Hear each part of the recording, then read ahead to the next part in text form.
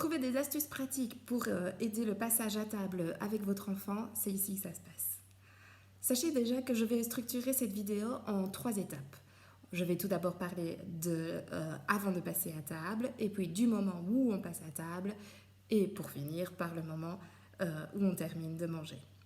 Alors sachez déjà que 2 mots d'ordre sont essentiels quand on parle de passer à table, comme dans beaucoup d'autres domaines d'ailleurs. C'est le fait de motiver l'enfant et aussi de l'impliquer. Alors, avant de passer à table, qu'est-ce qu'on peut faire avec un enfant pour qu'il puisse se motiver à venir à table avec tout le monde et se mettre à manger? Eh bien, première astuce, c'est de l'impliquer dans la préparation du repas. On cherche ensemble des recettes, on dit ce qu'on aimerait bien manger, on va faire les courses ensemble, on cherche des articles au magasin, on revient, on range les aliments, on peut aussi préparer la recette ensemble. Attention, juste mélanger avec la cuillère dans les pâtes, ça suffit. Pour un enfant, c'est être impliqué et c'est lui qui a préparé le repas. Donc déjà, quand il va se retrouver devant ceux qui l'ont préparé, c'est tout gagné, il va déjà être plus intéressé. Ensuite, ce qu'on peut aussi faire juste avant de passer à table, c'est instaurer un rituel qui peut consister à passer une petite musique. La musique préférée de votre enfant, une petite chanson que vous chantez vous-même. Le plus important, c'est que ce soit toujours la même pour que quand l'enfant joue ailleurs, dès qu'il entend cette chanson, cette musique, ou même une alarme de votre téléphone, eh bien, il sache que c'est le moment de passer à table, ça l'amuse, il arrive parce qu'il sait ce qu'il doit faire. Au moment de passer à table, le petit conseil pratique, mais qui marche vraiment très bien, c'est de l'inviter à lui-même mettre la table et de choisir ses couverts, son set de table, son gobelet. Il peut s'agir de sa couleur préférée ou alors des sets de table et des gobelets avec ses héroïnes préférées. Peu importe, tant que c'est lui qui l'a choisi et qu'il a le choix avec une vaisselle assez fun et motivante pour manger. Au moment de passer à table, pour booster un petit peu le passage aux légumes, ce qui est souvent très très problématique, on peut disposer les aliments dans une forme particulière. Par exemple en forme de maison, avec un toit en légumes à manger en premier avant de passer aux autres étapes.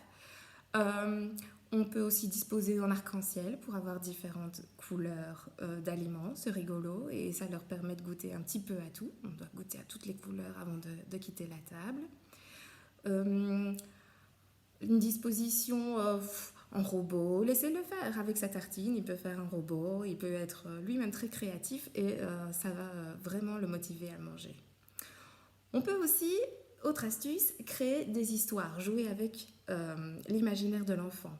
Par exemple, une fourchette peut servir de fourche à aller cueillir, récolter la paille dans les champs et apporter la fourchette à la bouche pour broyer la paille à votre imagination. Ça peut être aussi, j'ajoute de la poussière d'étoiles, on fait semblant d'illuminer l'assiette, on peut prendre du ketchup ou du sel, peu importe.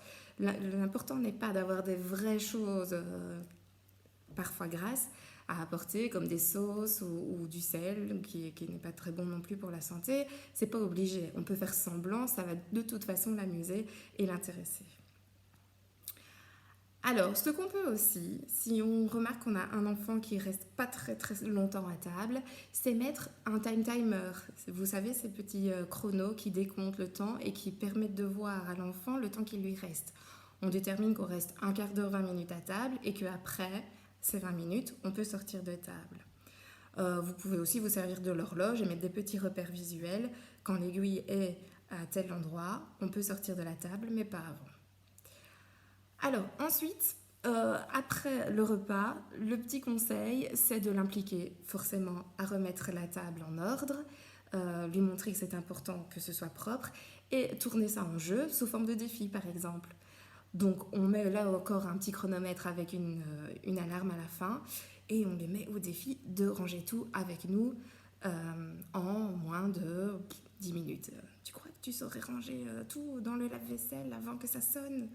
Ça va l'amuser, ça va le mettre au défi, ça titille toujours les enfants, c'est à coup sûr gagné. Voilà, vous pouvez aussi utiliser pas mal de livres. sur le sujet. Il y en a plein. Il y en a avec Lily qui ne veut pas manger ses légumes, Mange ta soupe, plein de livres comme ça qui peuvent être utilisés, lus avec les enfants. Ça alliera vraiment le plaisir avec l'utilité. Merci.